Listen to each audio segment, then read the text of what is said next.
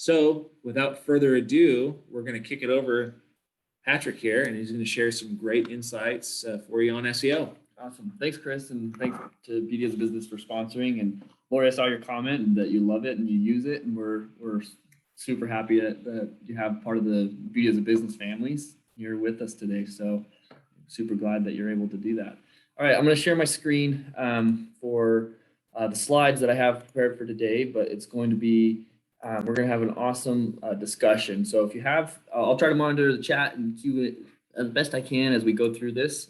So feel free to chime in if you have questions or thoughts or concerns as we go. So I'm really excited about this. So first off, I just want to give you a quick definition. What is SEO? So SEO is search engine optimization. It's the process of improving your website, your content, your brand authority in an effort to perform better organically on search engines. So basically what I always boil SEO down to is SEO is basically helping your brand, your website, your presence show up better on Google, right? Most if not all of us use Google really a lot. I'm sure it's very ubiquitous worldwide. It seems how we also have a participant from Australia today.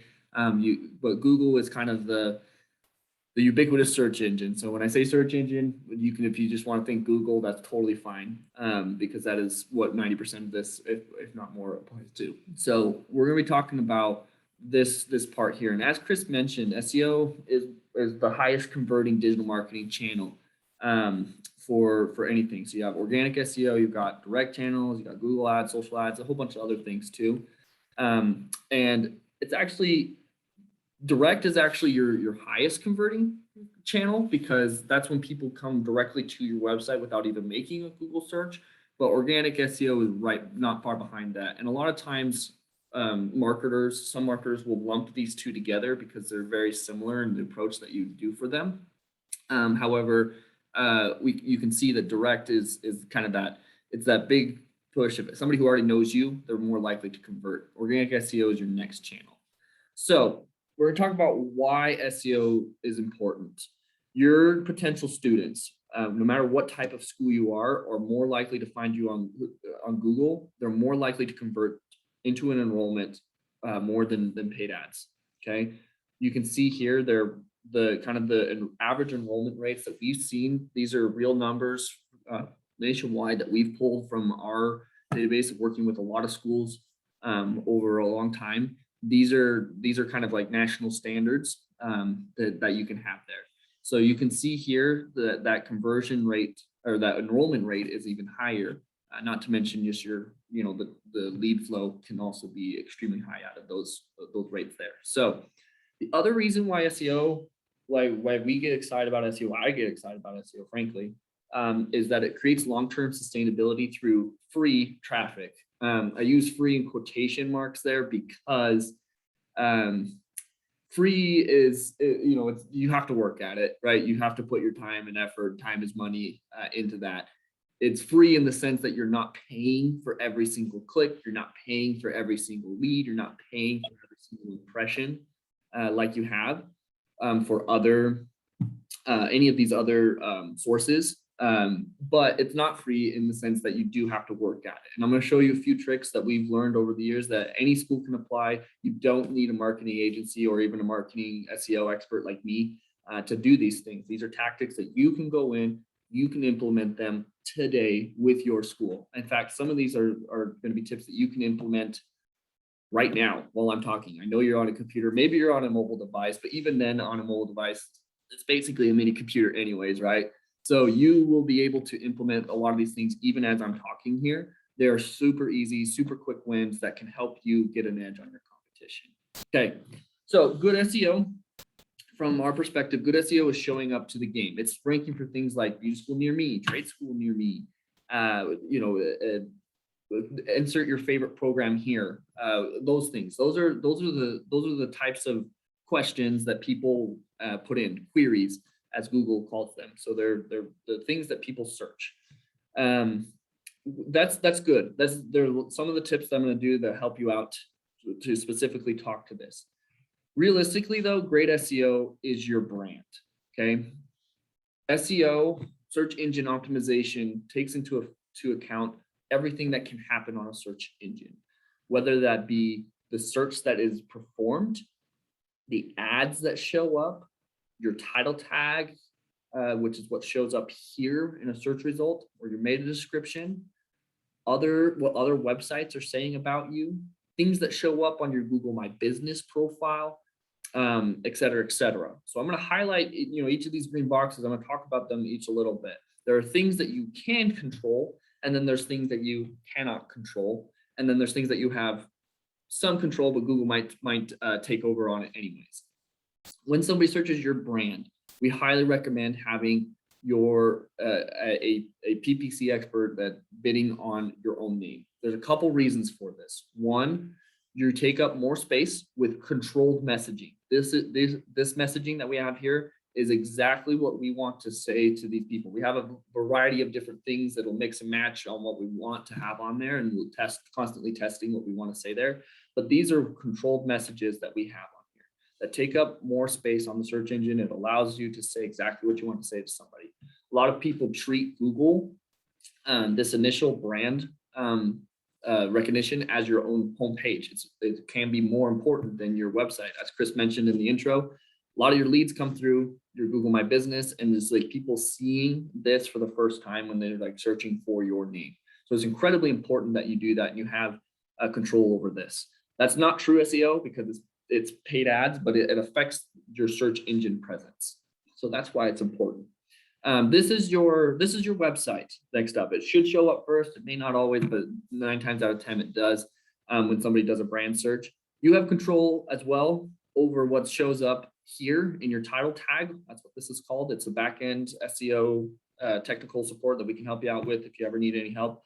And your meta description here.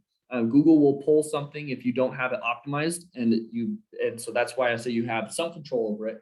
And also Google technically can change this to be whatever they want it to be, but most of the time they follow what you put in there, as long as it's something pretty good. The next thing is, for us, it's LinkedIn that shows up next. For you as a school, it's more likely to be your Facebook profile, maybe Yelp if you have a salon or something along those lines. You have some control over what shows up here, but that is because it's not your website. It's Facebook's website. It's LinkedIn's website. It's Yelp's website. It's whatever comes up next. You don't have as much control over that. You have some control over what is said, who you are, what's your brand name, etc. But it's something that you can show up there. If you go Google your name right now, like take a second to pause, go Google your name and see what you see. And if you see something on there that's a directory listing like this or a social media platform, and like that's not what I want to see, I would go in and try to get that edited as soon as you can. Okay. The next up is your Google My Business profile. Almost everything on here you can affect, you can edit, but it's not necessarily going to be there's going to be a few things that Google pulls as information on here, but reviews, you have a lot of control over your Google reviews. Part of the BAB curriculum does teach you how to do reviews, and so that can be an awesome resource that we have there. If you also go to our blog, oozlemedia.com/blog. In fact, I'll just throw it into the chat since that's something I can do. oozlemedia.com/blog. If you just go there, you can see we had search for reviews on the little search bar that's there. You can see that we have a lot of free resources about how to get reviews for yourself, how to respond to reviews, because that is part of Google's algorithm. What do you do with negative reviews, positive reviews? How can you make that your best bet? If you're not doing reviews, you're going to be behind the curve. Okay. The other place that you have a lot of control over is this here. This is called your Google My Business category. If you do not have beauty school here, if you're a beauty school or technical school or a vocational school or whatever you are here, you're not going to show up for as many results as you'd like, because Google cares more about what you are than who you are.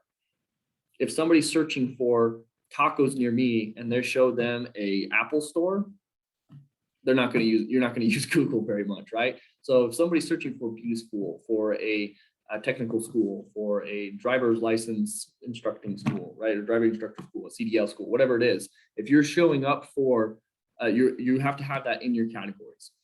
Okay. So that's your brand. This is your search engine results page, or a SERP. That's what that's called. And this is what you want to optimize first. Okay. So Google has two parts that it deals with. There's local SEO, so your immediate surroundings, the map pack as the brand term there, the industry term there. So local SEO, and then you have kind of traditional organic SEO. So on here, this part here, the map, the Google My Business profile, etc., that's your local SEO. This part here, the below the ads, that is your traditional organic SEO. Okay. So, oh yeah, I forgot I had this here. So this is where it shows up right here. When somebody searches for beauty school near me, or marketing agency near me, or trade school near me, or whatever, you'll have a map pack that often shows up. There's almost always 3, though sometimes there might be 2 depending on your area. And this is where you want to show up. And then again, the other breakdown is your paid ads, your organic results, and your Google My Business profile. Okay. So we're going to talk a little more about your Google My Business profile, because the vast majority of what affects the algorithm and to show up for the map pack is on your Google My Business profile. Google loves Google. There's no surprises there. And so they're going to trust what you input here. So here are your top 10 factors for Google My Business. Number 1, your primary Google My Business category. Number 2, keywords in your Google My Business name. So if your name has a keyword that you like, it's a good way of naming your business if you're starting up a new one. How close your physical location is to the person making the search. Your physical address versus the city search for, additional Google My Business categories, links to your website, keywords in the Google reviews, very important. We'll talk about that a little bit more. A high numerical Google review ratings, and then spam listings. We'll also talk about that a little bit more, new emerging tactic. And then the overall completeness of your Google My Business listing. You'll notice that 6 out of the top 10 local SEO factors are related to Google My Business, right? The first 2, number 5, number 7, number 8, number 10. And number 9 even is somewhat related to Google My Business because it's dealing with Google My Business listings. The other 3 that are not in here, how close your physical location is to the person making the search, you have no control over that, right? Because your physical location is your physical location, and the person who's making the search is in a physical location. It is what it is. And if you're closer to that person, you're going to naturally rank better. It's just how it is. And then your physical address, you don't have as much control over that. You could move if you want to closer to a city that's more popularly searched. Obviously, that has a lot of costs associated with it. I'm not blind to that, but that is something that you're at. And then links to your website. There are some things that you can do to control that, and sometimes not a lot of things. So let's talk about your primary business category. That's the number 1 factor. This is the thing that you need to do. Like I mentioned at the beginning, Google cares way more about what you are than what your name is or anything else like that. You need to put the category that describes your business best. Okay. A lot of the primary categories that we see for the schools that we work with and that when we go in and optimize for that, are technical school, trade school, beauty school. If you are a cosmetology school or a beauty school or a makeup school, if you do not have beauty school as your primary category, you're missing out. Okay. You need to put that in there. And then below that, you can have additional categories and services that you may offer. Okay. So one of the things that is a kind of a tip and a trick is put as many things as are applicable to what you are and not too many things on there. And then put out what you are doing, like what you do and how you do it. Other things, if you offer a salon services or something like that, that's something really important. And I want to highlight what Joseph said here, that they've had a lot of success on Google My Business with posting photos, with events and start dates and blogs.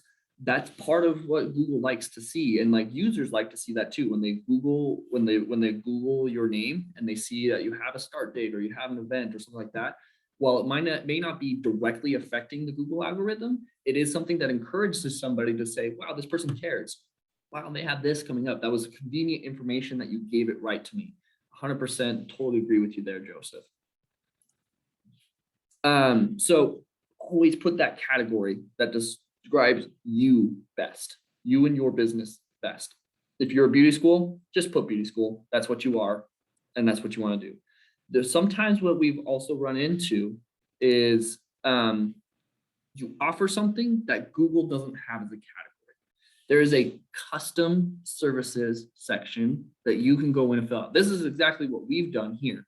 We have some services that we offer that aren't exactly, they don't fit into the box that Google has given us. And so we use this custom services section to show some other things that we work with. Call tracking, website design, pay-per-click ads, conversion rate optimization, et cetera, et cetera. There's some more things there. You can see how you can fill out a small description. If you offer products, you can also do that on there. Most schools don't do that, but that's something that you can do as well. But I would highly recommend using this custom service section. If they have it available, you will see it listed right here when you click this little edit button of things that you can put on there. If you have them, use them. I have a website that I use that has a full-on list of the 1,000 plus Google My Business categories that they do have. If you need that, please shoot me an email.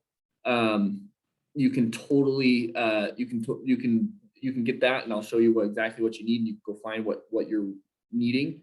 But if they don't have it listed, then I would absolutely use this custom services section because it's extremely helpful. Okay.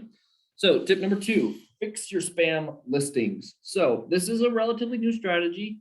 The top 5 rankings of a Google My Business listing, as a reminder, are these: primary Google My Business category, a keyword stuff Google My Business name, be in a central city, and have good additional GMB categories. Because it's super easy to mass produce, anyone can create a listing with the quote unquote right information, keyword stuff name, things like that. So what happens with that is if there's a lot of spam listings in your area, you will see that you will show up in this view all area. Now, how many of you have ever clicked the view all section? I have, because I do this for SEO. And oftentimes maybe when I'm searching for like a restaurant and I know that there's a lot of options available, I will click into there. But a lot of people will not ever click into that section, and you don't even show up to the game. So you've got to be able to get rid of them. So how do you know if something is spam? There's a few different ways. Google My Business listings that have no reviews usually are spam because they are brand new and they haven't had reviews from there. Or they have 100 of only 5-star reviews, a little bit fishy, could be there. They use a fake address or the same address as everyone else. You can see on these 3 listings, you can see they all have the exact same address and are clearly not the same company. This one here, you can see this is a Canadian company that tried to spam listings throughout the company, and there's no way in heck that they have this many offices in this concentrated of an area. It just doesn't happen. This is for the Los Angeles area.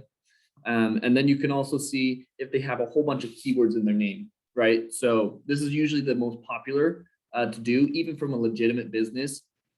Katie West, Houston air conditioning contractor, AC installation, air conditioning installation, HVAC installation, Houston, Texas. You can see how there's no way that's her actual name. Okay. You can see that is a keyword stuffed version of that. Beauty schools can do a very similar thing. Number 1, top ranked beauty school near me, cosmetology school, makeup school, and then brand name, right? That happens a lot. We see that happen here. If it is legitimately your name, like I have seen reports of custom signs near me being the actual name of businesses, right? Like they do go in and register that. It's not a bad idea to do that if you're starting up a business, to be honest, because it's so heavily weighted in Google's algorithm.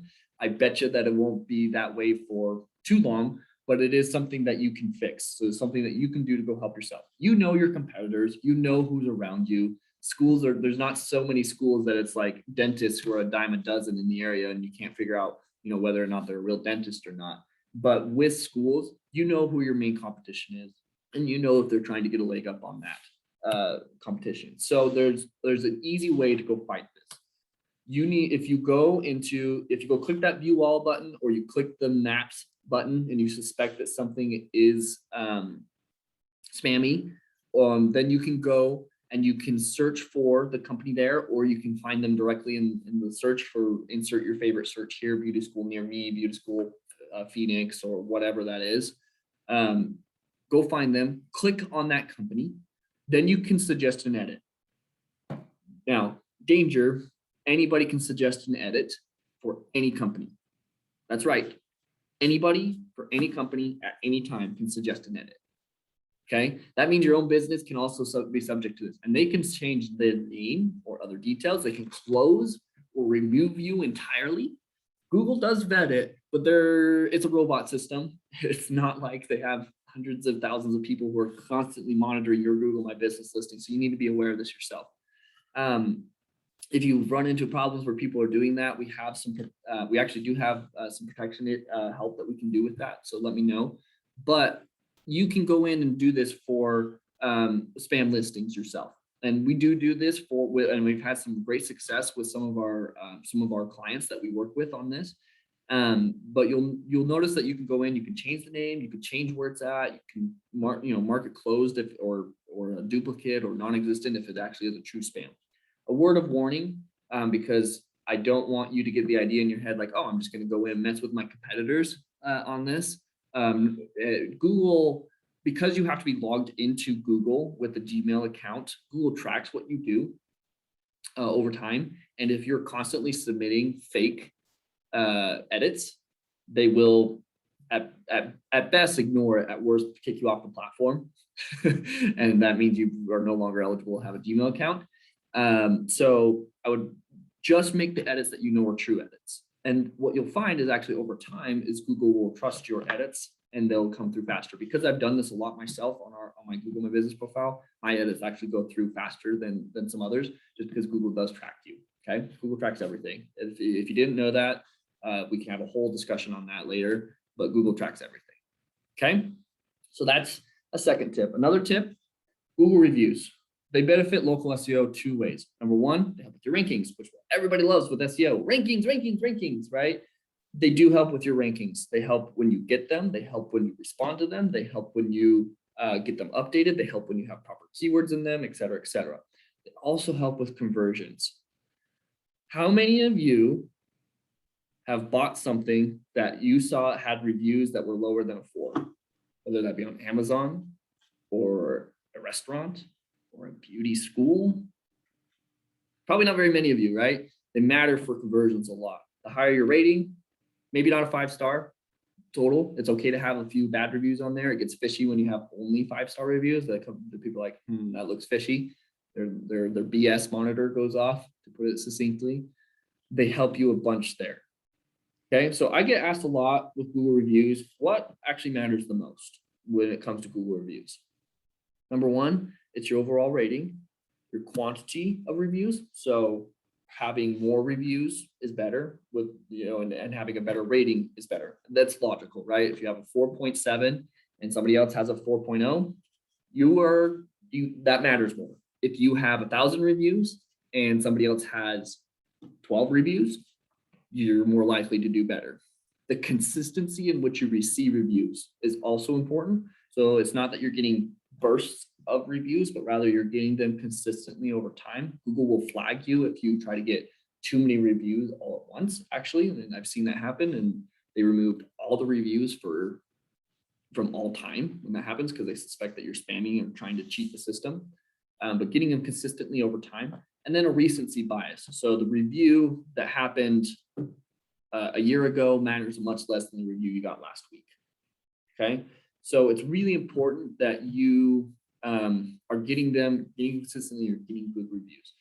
If you need some strategies and some help with that, again, like I said, go to our blog, contact us. We have a really great in-person training that we do, or virtual if that's what you want instead. The in-person one, I highly recommend. It's really great because we see really good results out of it. So you'll notice here This is a company that we worked with. You notice when we did the reviews training itself, skyrocketed the number of reviews over time, right? This is from January 2019 through April 2021 when the screenshot was taken. And you can see that helps you out a ton with getting those reviews. So I highly recommend that you contact them. Chris, the guy that was introing me, was one of our top guys at doing that. I highly recommend that you do that, okay? The other thing that's really important that you can see here is the reviews show up. So it's really important that you have good reviews, and that Google picks these. I don't pick these, Google picks them, and they put whatever they want. The other thing I want you to know is if you have more reviews, if you have a better star rating, even if you're in this number 2 slot, you're more likely to get a conversion than this company who is in the number 1 slot. Why? Because they have less reviews, they have worse reviews, and so you're more likely to pick this one. So it's not the be all end all for rankings. You may not rank number 1, and that's okay, because you are showing up to the game. You're not in this dreaded view all section, and you are able to get that conversion because you are the top dog. Some other results from our Google reviews trainings that I think is also important to note. You can see here, we with this company specifically, we did nothing else with their SEO, nothing else with paid ads, no any other sort of additional marketing. And you can see that it had an 11% or almost nearly 12% lift in the total traffic that came through, and almost 27% lift in the total number of goal completions that came through, right? Total number of leads that came through. Another company, even better results, right? 46% lift in traffic and a nearly 80% lift in conversions. It's a really great system, and it really helps you out. I'm gonna take a quick second to pause. Does anybody have any questions about local SEO, about Google My Business, things like that? I'll give you a few seconds to put in something there. If you don't, I'm gonna move into something that will help you with the organic SEO. Okay, those are my top tips for the local SEO, and now I'm going to give you a few more for your organic SEO. Which, as a reminder, the organic SEO is it's the place that's not the maps. It's right below the maps, right below the ads. It's what most people think of when they think SEO. And also a good point here on the FAQ section. That's also a great one. You can put in, you as a business owner can plug in what questions you want on there. So if you have an FAQ page on there, you can plug that in onto your Google My Business. Okay, so we're gonna move to organic SEO. There are over 200 known Google algorithm ranking factors that Google has confirmed. And there's probably more, there's likely a lot more than that, but those are the ones that we know are confirmed. From the years of experience that I have, these can be realistically boiled down into 4 different categories: links to your website, and links within your website, and links from your website to other websites. Okay, your brand, that whole buzzword of brand authority or domain authority. It's buzzword. It doesn't really actually mean anything. It's your brand. It's who you are, what you represent. Are you a good school? Do you, what kind of feelings do you have? Do you get mentions of your brand name in publications? Do people know who you are, basically? The user experience. So that includes your Google My Business category, or your Google My Business page, excuse me. Your website, in particular, mobile. Google is a mobile first platform.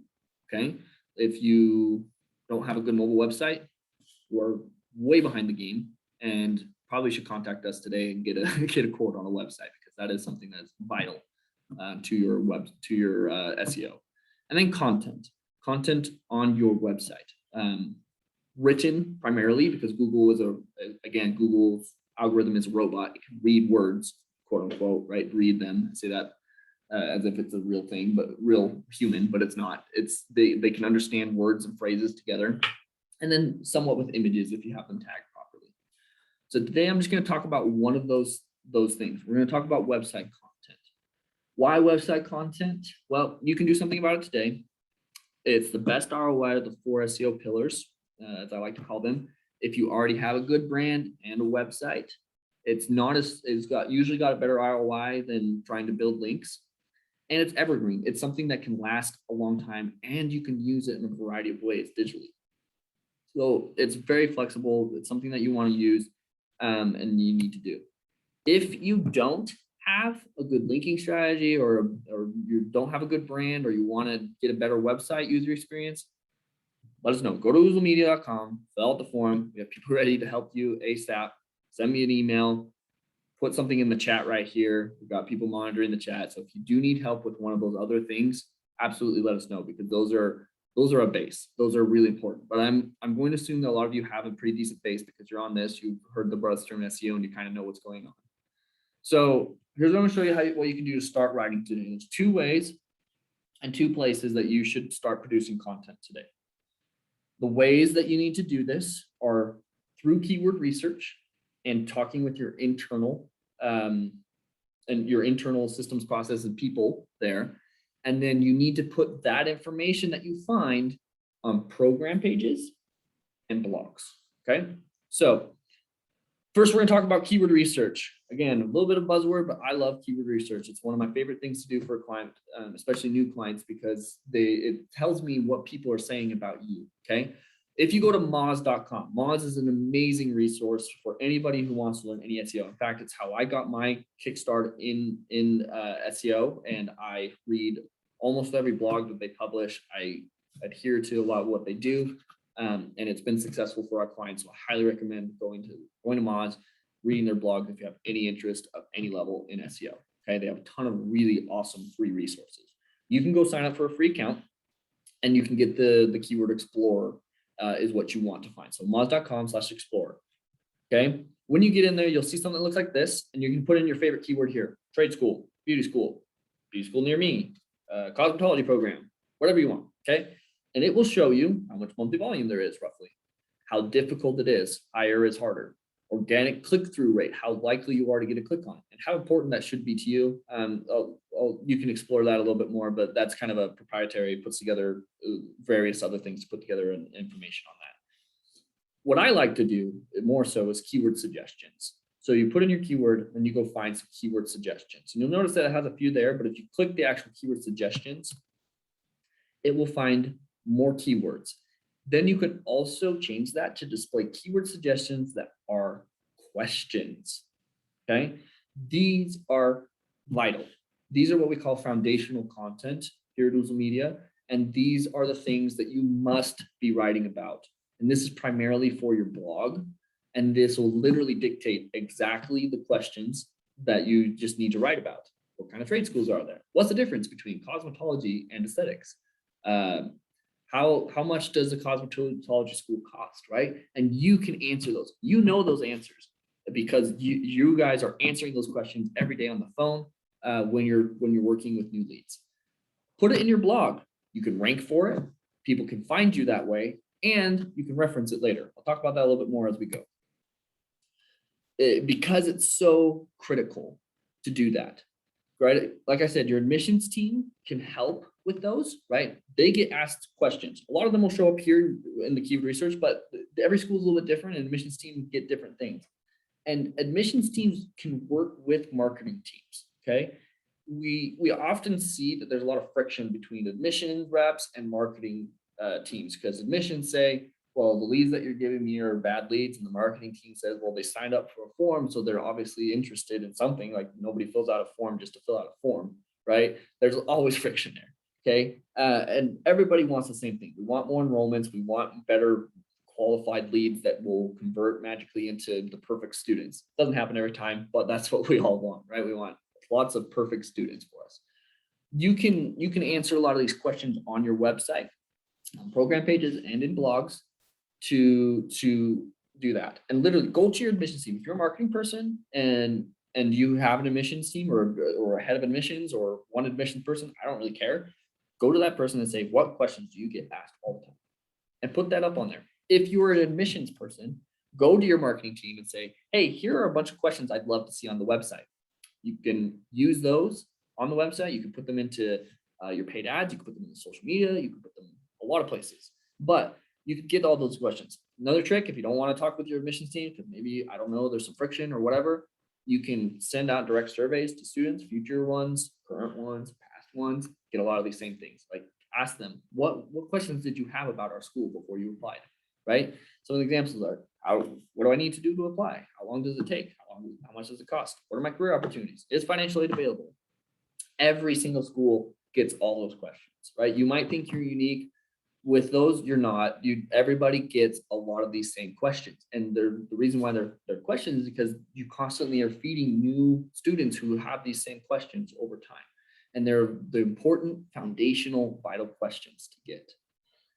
So after you gather those questions, right? You gather them through keyword research, you get them from a marketing team. I need you to go write. Okay. Some of you say, I'm not a writer. That's fine. You can find a writer. You can contact a company like us, or you can find somebody in general on your team, or you can do it yourself. And you don't have to be great at it. You just have to get it up. Like that's a start. Better to have something than nothing. Okay. So where do you need to put this content? Your program pages. Program pages are extremely vital. They have up to 40% of your organic conversion on your website. Not the contact us page, not the home page, not even landing pages necessarily, your program pages. If you don't have a conversion opportunity, like a way for somebody to call you or fill out a form on your program pages, go fix that first, and then put the answers to the questions. These questions right here. What do I need to apply? How long does it take? How much does it cost? What are my career opportunities? Is financial aid available? Other questions that you get. Put those answers on there directly. People do read it. People find that. And guess what? It makes the conversation easier for the admissions team, thus enhancing your ability to enroll. Okay. Program pages, really important pages, need to be fully fleshed out and need to have a lot of good information. The other thing with the program page that I often see is that when you do your keyword research, you may find terms that others use to describe what you offer. For instance, your program might be called Diesel Technology, which has 575 monthly searches. But the term more frequently used by others is diesel technician. So you have to have that term within your content and high up and frequently mentioned. The easiest way to do that is here in our diesel technology school, we teach students how to become diesel technicians, right? Simple. Here in our cosmetology program, we help others become cosmetologists, and we have our beauty school represents XYZ things. We do those. Use those terms. They're really important. You can find ways to naturally do that. Our team of trained content writers are awesome at finding ways to make sure to include that content, those keywords in there naturally, right? You don't want to spam the heck out of it because Google will ding you for that. But you need to have those terms in that content as they go. Next place, blogs. How many of you actually blog regularly or have a company that does it for you? And I'm interested to hear if you do, right? Put it up in the chat. We find that blogs are incredibly important. They drive traffic, they drive SEO results, and even if people don't convert on them, they come back later, right? And they found you some way. They're extremely versatile and useful to use, okay? So the question that every single person asks me, and every single time I'm on a sales call with our sales guy, how many blogs should I write every month? Go ahead, put it in the chat. What do you think? A, B, C, or D? 1, 2, 0, 1, 2, 3.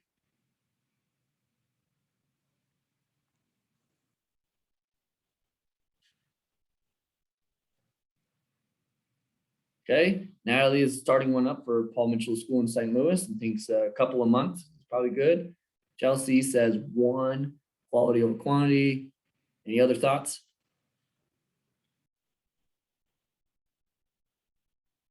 Okay, I'm gonna reveal the answer here. It's a trick question. There's no correlation between the number of blogs you post and Google rankings. Absolutely none. There's been so many studies on this, and every time I bring it up, the number of blogs you post, it does not matter.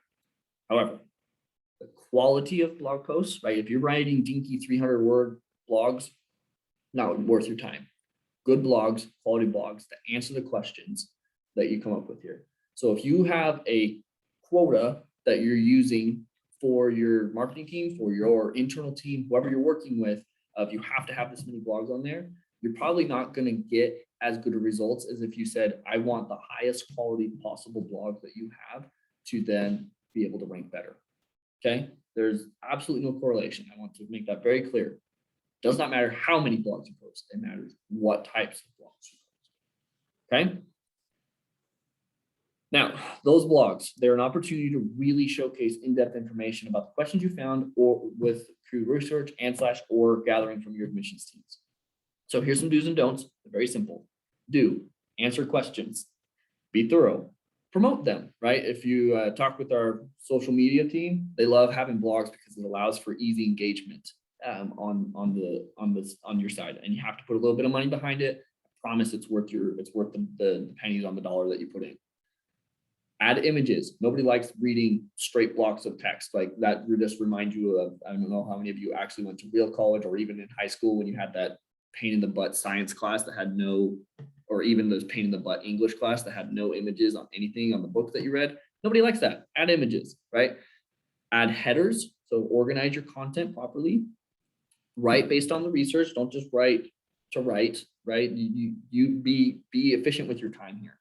Use good grammar, obviously, and then add links, right? So have a link that's, on there that says at the end of it, hey, if you're interested in our cosmetology school, click here to go to our contact us page and sign up, or click here to go to our program page to get more information, or whatever else. And then also you can have some external links that if you have like some statistics or other information that you're posting, put that on there too. Don't post short blogs. It's just not helpful. Don't post blogs without promoting them. Don't plagiarize, right? That still matters in 2021. Don't just like have a quota of number of blogs you need to have. Don't only have words. Don't post unrelated content. Don't spam keywords. Okay, so do those things and don't do the other ones. When you want to get the most out of your blogs, post them on social media, put them in your email follow-ups to people. We found a lot of success with admissions teams. We say, hey, we wrote about this, and you can give that to a student and then they can read more about it, right? Turn them into design guides. We do a lot of like how to apply to X school, right? Do things like that. And then you can see when things start gaining some traction, you can then capitalize on that with more links, call to action, build it out even more. There's a couple of free resources that you can use: Google Analytics, Google Search Console. Google Analytics shows you how those users interact with your website when they get there. You can see how that helps with traffic. And it will show you like time on page, bounce rate, exit rate, et cetera, all good things to help you understand that there. If you need some help understanding Google Analytics, let me know. Google Search Console, another great place. You can get that on for your site. And this will help tell you how users find your website. So it shows you things like which pages are doing really well. So if you start seeing, like, for instance, for us, it's 2019, is blogging still a thing? We continuously update this blog because it does so well. Or 3 benefits of having an Instagram business account, another blog that we consistently update because it continues to do really well.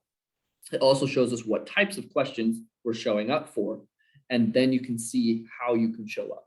It's a free resource. You can get that, and you can start looking at data today, okay, to help you do that. We're strong believers in data based decisions. So here's the end of it. Here's the most important parts that you can find here. Number 1, you got to find questions. Google is a question answering machine. That's all it does. They just want to answer questions, and they want to find the best answers to those questions. Okay. If you can be that best answer, you will get more traffic to your website. Naturally, more traffic will lead to more leads, and then you'll get more enrollments. There are other things that you can do to optimize this funnel, to optimize on the traffic that you have, optimize on leads that you have, etc. But this is the basics. You answer the questions, you get more enrollments. The best results come when both sides are able to work together. You got to create that feedback loop. Marketing teams take those questions that are asked of admissions teams, better qualify your leads before they even become a lead. Admissions teams, go reference the marketing materials that we put together to make better use of them, because they are there to help. And I promise that it'll help you out. So here's your sum up, right? And then we'll bring Chris back on for the giveaway. Go in, optimize your Google My Business profile. Okay. Business.google.com. Go there right now, today, and make sure that that is up to date. Fill out everything you possibly can. If you need some help with that, let me know. Clean up the spam listings around you. Go see if there's any. Just do a quick surface look for your most important keywords. Go get more Google reviews. Do that constantly. Do that consistently. Train your staff members to be consistently asking for Google reviews. Find the right questions. Okay, by keyword research, talking with your team, then write answers to those questions. Use Google's free tools to help you out. Google Analytics, it's a free profile. You just got to install it on your website. We can help you with that, or whoever built your website should be able to install that.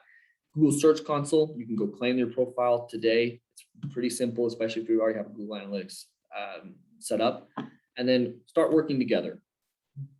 Admissions and marketing are working towards the same goal. You guys everybody's trying to get the most qualified leads into that. If you want a free hour of SEO consulting, shoot me an email and we'll find a time that we can chat and talk. But that is my presentation for today.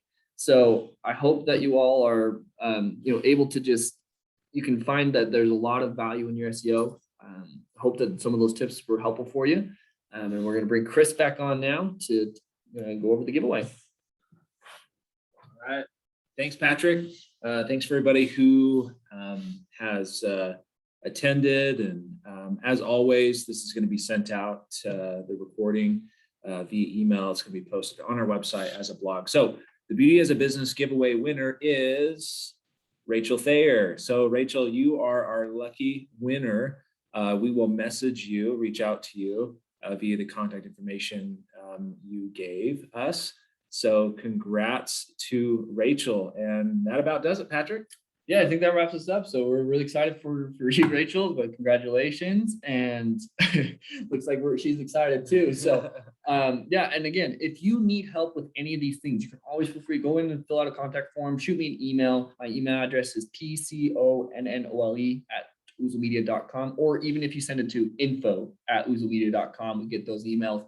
We're constantly trying to help out everybody that we can, and we have a lot of experience in the schools industry. So let us know how we can help. Thanks, everybody.